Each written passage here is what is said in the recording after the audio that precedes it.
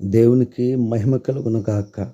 ప్రభునందు ప్రియమైనటువంటి సహోదరులందరికీ కూడా ప్రభువైన యేసు నామములో మీ అందరికీ మా యొక్క శుభములు తెలుపుతున్నాము. దేవునికి మహిమ కలుగును గాక.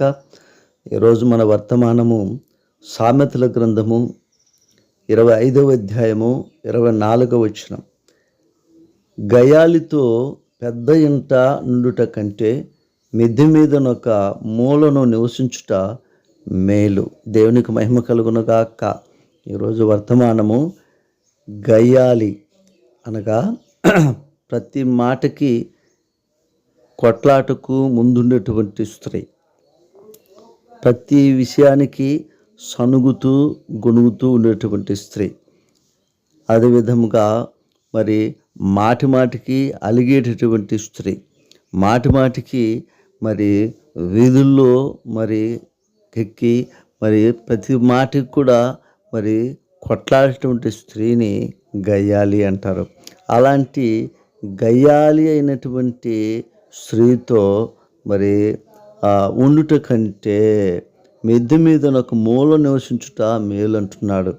ఎందుకంటే ఒక్కొక్క కుటుంబంలో మరి ప్రతి విషయానికి కూడా భార్య మరి చీటికి మాటికి కొట్లాడటము, చీటికి మాటికి అలగడము, చీటికి మాటికి సనగడము, ఇవన్నీ కూడా గయాలి అయినటువంటి భార్యలో ఉన్నటువంటి లక్షణాలు. ఈ లక్షణాలు కలిగినటువంటి స్త్రీతో మరి సంసారం చేయుట, వారితో కలిసి ఉండుట కంటే కూడా మరి సొలొమోను రాజు అంటున్నాడు, మిద్దె మీద ఒక మూల నివసించుట ఎంతో మేలు అంటున్నాడు. అవును పిల్లరా, రోజు ప్రతి కుటుంబంలో మనం చూసుకున్నట్లయితే మరి ఇలాంటి గయ్యాలైనటువంటి భార్యలతో మరి ఎంతో కుటుంబాలు చల్లా చెదురైపోతున్నాయి, ఎంతో మరి కుటుంబాలు విడిపోతున్నాయి, కాపురాలు చెడిపోతున్నాయి. ఎందుకు అని అంటే పిల్లరా, మరి కుటుంబంలో శాంతి ఉండదు. గయాలి ఉన్నటువంటి ఇంట్లో మరి ఐశ్వర్యం ఉండదు. గయాలు ఉన్నటువంటి ఇంట్లో మరి నెమ్మది ఉండదు. గయాలు ఉన్నటువంటి ఆ ఇంట్లో మరి ఆరోగ్యాలు ఉండవు. అన్ని విషయాలందు కూడా ఈ గయాలి భార్యతో మరి కుటుంబము ఎంతో చెడిపోయేటువంటి విషయాలు ఎన్నో ఉన్నాయని గ్రహించినటువంటి సొలొమోను మహారాజు ఈ విధంగా అంటున్నాడు, అయ్యా అలాంటి వారితో కాపురం ఉండట కంటే, అలాంటి వారితో కలిసి ఉండట కంటే మిద్దె మీద ఒక మూల ఉండుట ఎంతో మేలు అని చెప్పి సొలొమోను మహారాజు ఈ విధంగా వివరించారు.